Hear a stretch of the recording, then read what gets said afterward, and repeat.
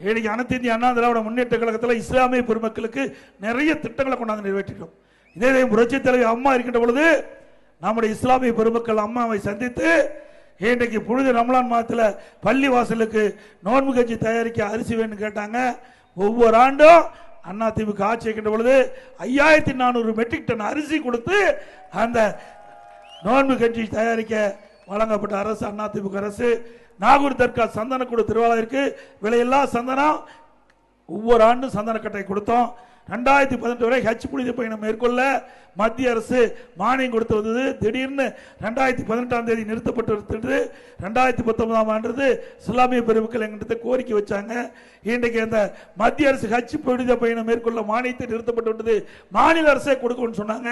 2019 மாநில அரசு ஒவ்வொரு ஆண்டும் 6 கோடி ரூபாய் ஹஜ் புனித பயணம் மேற்கொள்ள மானியம் கொடுக்கப்பட்டது. 2021ஆம் ஆண்டு அதை உயர்த்த வேண்டும் என்று இஸ்லாமிய பெருமக்கள் கேட்டுக்கொண்டதுங்க. 6 கோடியை 12 கோடி ரூபாயாக அந்த மானியத்தை உயர்த்தி வழங்கிய அரசு அண்ணா திமுக அரசு.